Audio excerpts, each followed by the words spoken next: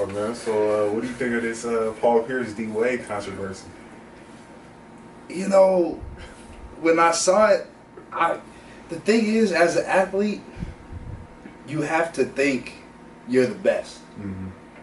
Obviously, he knows he's not better than Jordan. He knows he's not better than LeBron, Kobe.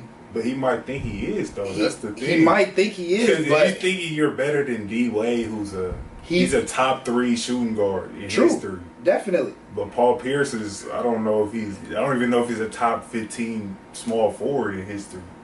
So he just must have that mentality. He thinks he's the best to ever do it. Exactly. Yeah.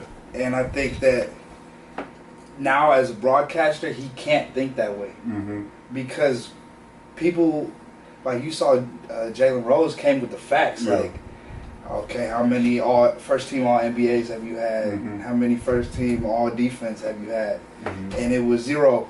And it was like, man, D-Wade is really shitting on you.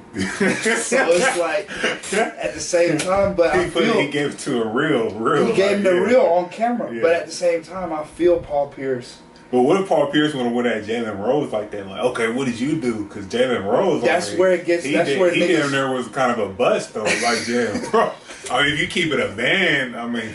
But that's where niggas' pride and ego. Because I'm sure he was thinking that in his head, like, damn, bro, you got dropped off back in the. You was getting dropped off back in the day, like. But shit, I think that I think everybody. You have to have that mentality that you're the best, no matter what you're in.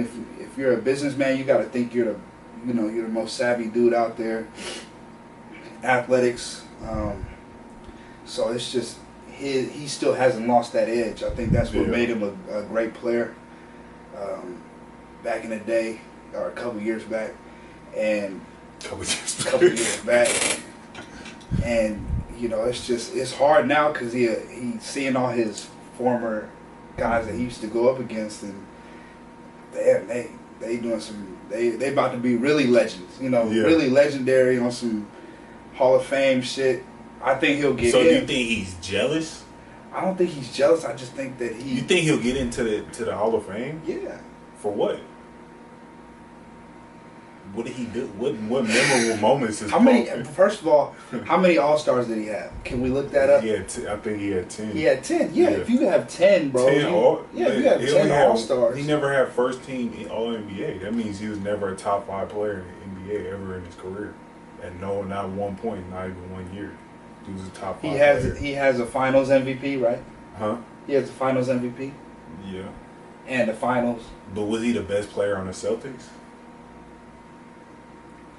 He was backpacking the Celtics for a minute, bro. Was he the best player on the Celtics? Who would you say was the best player in that time? Probably Rondo or KG. KG, yeah.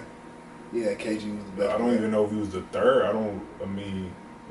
He was for sure the third best player, bro. He's better than Ray? I mean, at that point in their career, yeah. I don't know. I think he will be in the Hall of Fame. Maybe not first ballot but eventually over time he'll get in. And he's seeing guys that he went up against, and he's like, man. He probably has given when we played Miami, I felt like I was a better player. Yeah. And you in the league, it's like that. You might think you're better than somebody, but in actuality, you're probably not. Yeah. So that's the whole point I'm coming from. It's just like you gotta just at some point you gotta swallow your pride and just be real with yourself.